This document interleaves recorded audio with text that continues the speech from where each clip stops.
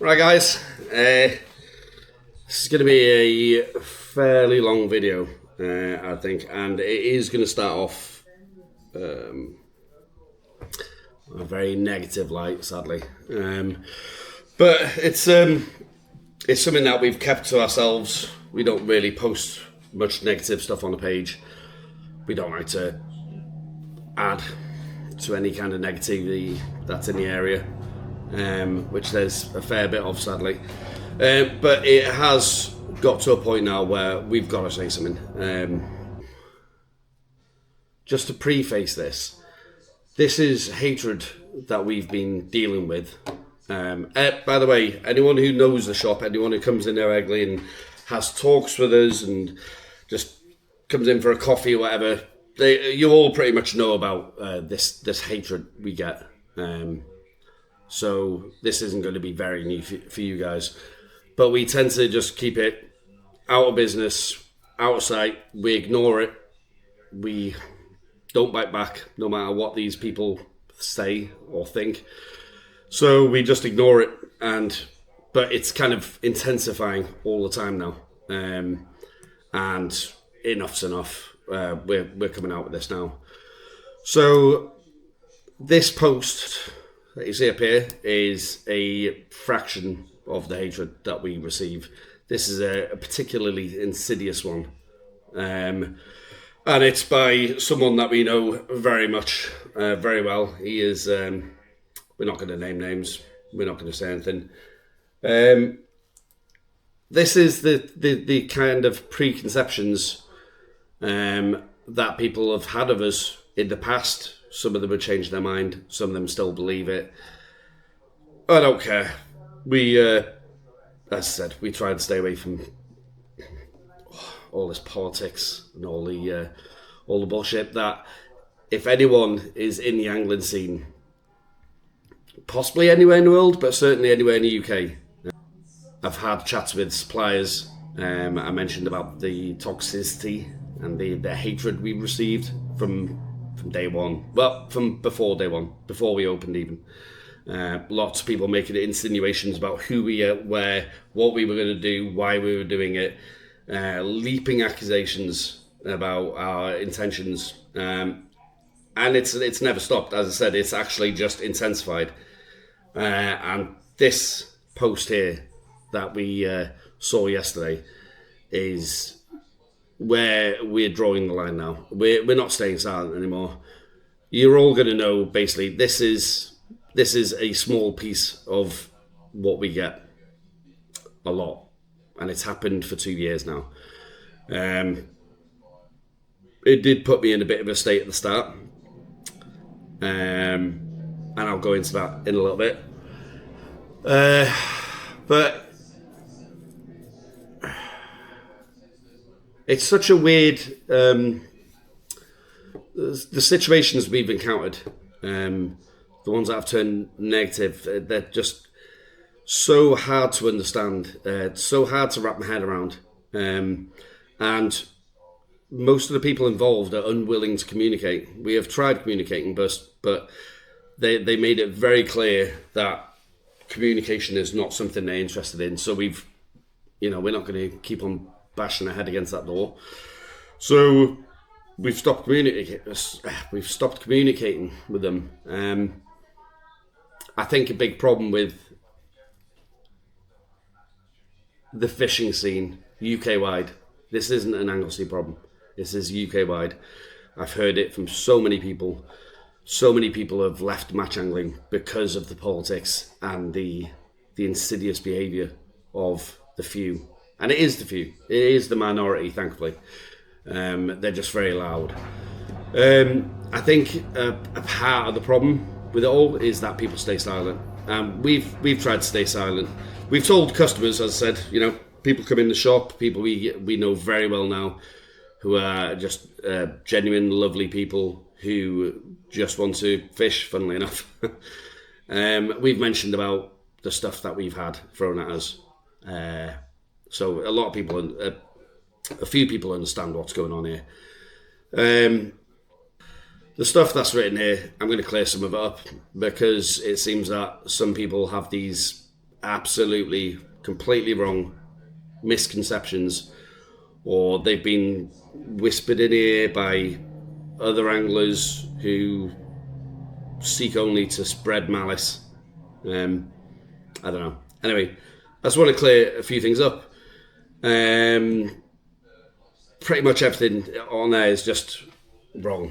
So, in terms of where it starts off, where we're saying we don't think of our own ideas, that is genuinely one thing that we've tried to do. It's there's only so many ways I can say that you can format a competition. It's not easy thinking of new formats, but the ones that we've done, as far as I'm aware, they're not normal. They're not ones that have been done normally by fishing shops and things like that. But again, it's hard to know. And again, I'll get into that. In terms of clashing dates, yeah, we've clashed dates by accident. And as soon as anyone has come to us and said, you've clashed a date here, we've changed it.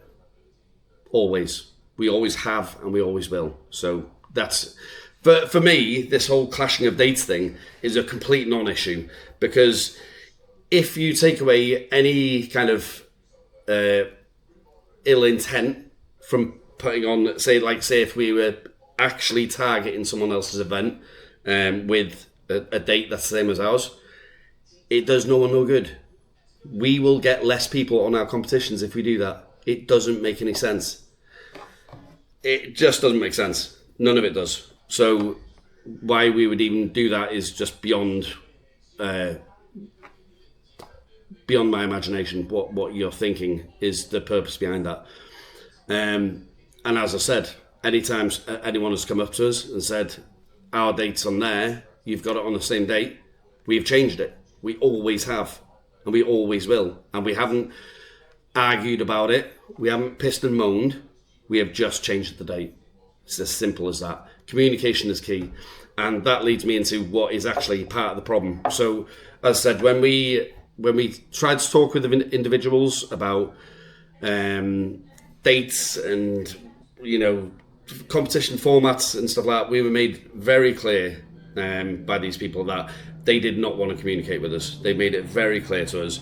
So rather than bash our head against a brick wall and keep on asking them, we just stayed away. So we have competitions that we're putting on throughout the year, and the other people who are putting on competitions don't tell us when they're putting them on.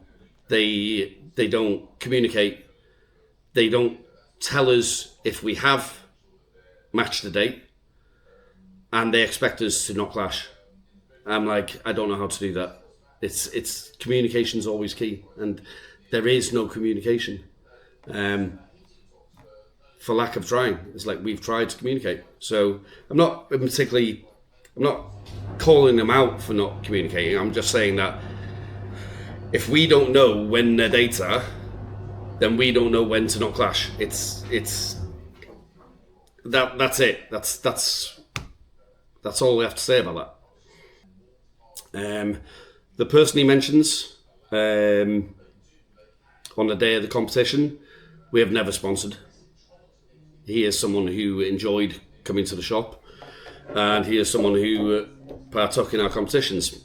We never sponsored him, so it's just complete false.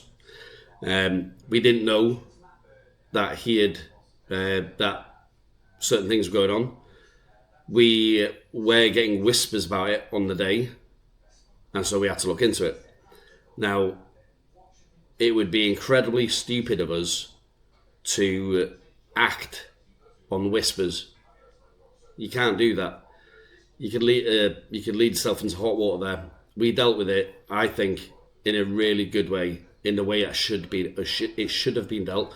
We collected evidence, and we eventually got enough, thankfully, to be able to then say, this person is disqualified for this competition. We told them, we tried to get our prize back. We couldn't get our prize back, so we paid out of our own pocket to make sure that the rightful winners got their full prize, their due prize. Saying that our competitions aren't 100% payout, but what he says actually is not even near 100% payout. They are 100% payout. When we started off doing competitions, we used to put on the posters 100% payout because that's what we heard. Pretty new to the whole match fishing scene. It's not my scene, to be fair, which is why we're trying to create matches that people who don't like match fishing would maybe like to get involved with. Matches that I would like to get involved with. I don't really fancy measuring 500 fish of the angler next to me. I'd rather fish. I'd rather actually be fishing myself and being able to have it in a low, a more relaxed manner where I could actually hang out with my mates at the same time and actually make a day of it. So that's what we try to plan with our competitions. One of the first things we think about when we're trying to think of a format for our competitions is we will try and limit the amount of measuring.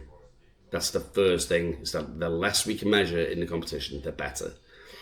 And then, yeah, we were pretty new to it back then. But again, we heard that that's what anglers wanted to see. They would join the competitions because it said 100% payout. So that's what we used to put on our posters. And they were 100% payout, all of them. We stopped putting 100% payout on the posts because, I'll be honest with you, we didn't think it was necessary. The people who we have come into our competitions are just lovely people. They know what they're here for. They know they're getting 100% payout, and they do get 100% payout. It just is. It just always has worked out that way. And going back to that incident where we had to disqualify someone, it was way more than 100% payout because we had to pay out of our own pockets and put it right. And we did put it right. We did the right thing all the way through that, including the time it took us to get the decision right. Meanwhile, again, the insidious whispers, like these ones that you're seeing here, were coming out there saying that we were working with this person, protecting him. It's all false. It's all completely false. And the person who said it, you know who you are. I actually messaged straight away and said, what you've done is completely cruel, completely untrue. Which, again, if we go a little bit into it, I find it quite strange, the backlash that we got from that side, because I had a feeling, correct me if I'm wrong, that fishermen, fishwomen, fishing ladies, fisherthems, whatever you want to call, they didn't like people not following the rules. That's what I thought. So when we had someone that didn't follow the rules entirely, we found that out and then disqualified them. You would think that would be a good thing. No, but for these people, this was an opportunity for them to try and ruin our name. That's the only intent that I can see from this, is that they were trying to ruin the name. They have other beef and they wanted to somehow tarnish our reputation, even though, so we got it on both sides. We had someone who was not following the rules properly, and then we had other people saying that we were protecting him at the same time. So the person that we banned from all competitions, disqualified from our competition, we were getting told that we were protecting him and that he was sponsored by us, which he wasn't. He never has been. So again, all false. Trying to discredit a popular local guide. I know exactly who this is about and I know exactly what situation this is about. I won't go into it because it's not to do with me. It's not to do with Blufin. But I will say that, yes, I do know what this is about. And we said that this was a bad idea, that it shouldn't have been done. And we said that it shouldn't be done that way. But the thing is, I'm not Vladimir Putin. I haven't got strings on my fingers, and I can't control people's autonomy. People can do what they want to do. I could say my opinion on it. That's all I could do. I do not control people. So this particular thing is something that we thought was a bad idea. We didn't think should have been done in the way it was done, but yeah, it was done anyway. So that's all we can say about that. Broadcasting all the local digging bait marks all over YouTube. I have no idea what you talk about. I think Key did a video once where he was going for some shells or something. I literally don't know what you talk about there, mate. It's just ridiculous. Buying, digging up all the areas, buying rag, lug, and whites 2 inches long, and then we're not going to have any worms left. We have never sold any whites. At the moment, when the going's not good, we get pretty much 99% of our bait online. It's farmed, and then some of it is from another place which is not farmed, but it's not from here anyway. Winnie does go out occasionally. When it's like this, when there's not a lot of stuff out there, he goes for black lug. So, just complete lies. All of it. Complete lies. I don't even want to talk about this, to be honest with you, because it's finances. It's nothing to do with anyone. I'm not going to go into that. It's finances, but that is untrue. Again, it's just untrue. I have put a lot into this business, a lot of time, a lot of my personal money, and a lot of effort, and a lot of my mental health, it would seem, putting this together. And if anyone out there has started a business and knows about the risks involved with it, and the courage you've got to really go with it, you'll understand where I'm coming from. You'll understand what it means, how much work is involved, and how sometimes you can lose sleep over the risk you've taken. And it is a risk. Starting anything big, starting a business off is a risk. It's not easy, and it's probably good in a way because it means everyone would do it, but it takes a lot. For anyone who started off businesses, I have massive respect for you. It's very tough. Cash flow is king. That is the most important thing about business. For anyone who fancies going into business, first thing you look at, cash flow. First thing you concentrate on, cash flow. That is everything. Yeah. So that's all I'm going to say on that. It's I'm not willing to give that anymore. Now, there's constant talk. I mean, I think it's if it's the two things that I hear of most since starting the fishing shop, it is a word that I don't like using anymore, community. I think it's very misused. I think it's almost like a buzzword or a slogan. And sometimes it's said by people who do not act in such a way that reflects community. So it's a word that I've actually stopped using mostly, but I'll use it in a sense, yeah. But people talk about, in the fishing world, community and mental health. And that's what I don't get, because at times there seems to be this a huge lack of respect for each other. Not in all cases, but yeah, there's a lot of it there. Power struggles, cliques, make up a lot of the visible parts of the scene. And as I said, this isn't an Anglesey problem. This is UK wide. I've spoken to suppliers in Newcastle who said it's unbelievably ferocious over there. And I do think lack of communication is at the heart of it. I think that's a big part of it, which is why I'm communicating. That's why I'm communicating with you, which is why I've tried communicating with everyone and just being forthright with everyone.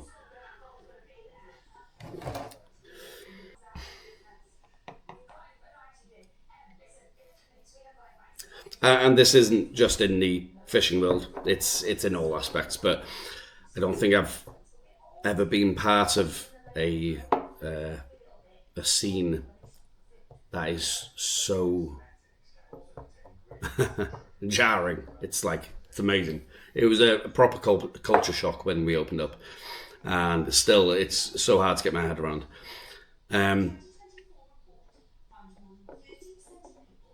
I think communication is a big part of it. Without communication, motives are guessed at, decisions are misread, and narratives are created up that are completely untrue. People are going off what they feel is the right thing. People go on what they feel is the correct answer, and just make leaping decisions because of it. All this does is fuel division and tension. That's all it does, and it's apparent. Everyone, speak to anyone in the fishing scene. You know it. You all know it. It's so known. It's such a known thing about the fishing community. It's like that. It's vicious. The thing is, though, is that it's the loudest voices. They a lot of the time don't represent the majority. They're just the loudest.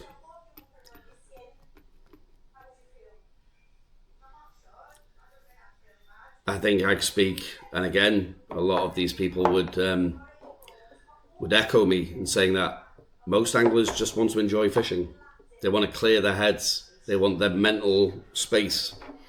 They want to spend time outdoors. They want to spend time with their friends and family, and they want to share experiences and have a good time. All of us do. That's the common ground that we all stand on. So the divisions have never really made sense to me at all. None of it makes sense without this negativity, right? I have a feeling that there won't be very many people that could disagree with that. We are all coming from the same area, and we are all standing on common ground. We really are, even though it doesn't seem like it sometimes. But that's the end of that. That's the end of the negativity, because there's nothing around. And I just thought it was important to get this out there, because it has got to a point now where it's too much. It's like, wow, there's some really wrong things being said about us. And again, I think even some people now listening to this, if they get through it all, probably thinking, he's not genuine. But I don't know what else to say about that. So yeah, that's enough of the negativity. I always have said to the staff, I need to talk to them about this.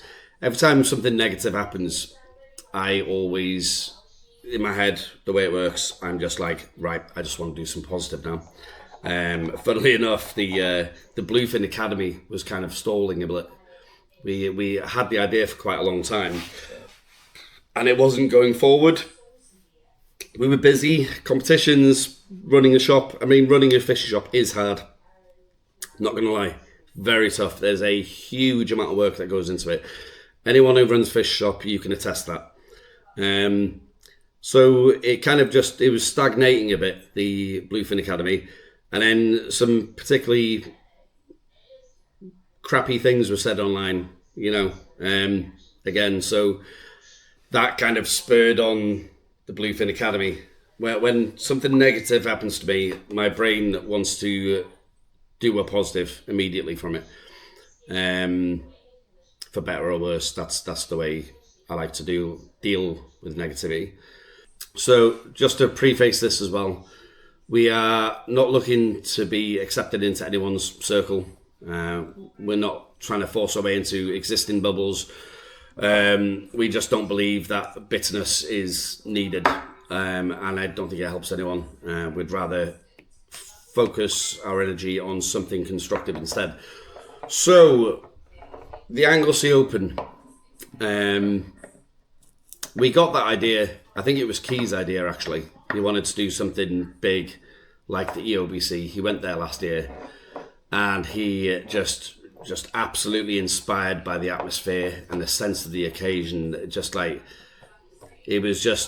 came back buzzing, and it was awesome to see him that hyped.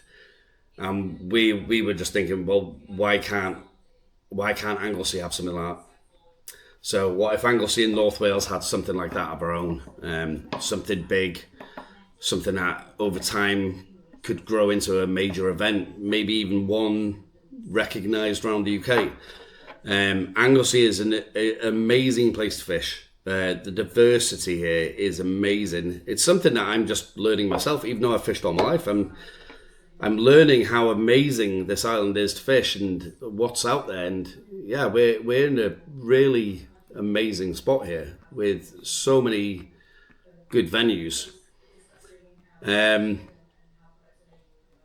This isn't about ownership or recognition. We don't want it. We don't care if it's a bluefin event. We don't need the spotlight, and we don't want to host it for the sake of credit. We want it to belong to Anglesey, to the anglers, to the shops, to the businesses, to everyone who make the fishing scene what it is. So this is a genuine call out to all anglers, all fishing shops, all businesses on the island, organisers, or anyone who cares about fishing here on Anglesey. Get in touch, get involved. Let's build something that benefits the island, and let's build an event that can become UK famous. We can easily work past division. We can work together and put the focus back where it belongs, on fishing alone. I'd rather see people come together than us have it. Yeah. That's it. It's a long video. It's a really long video. But I felt it was necessary. I don't know. I've been told on more than one occasion that there's no friends in business. And I still don't agree. I believe it's entirely possible to build something successful without losing respect, decency, and genuine friendships along the way. And that's exactly how we intend to move forward. We are an open book, and this is your invite to talk, to communicate.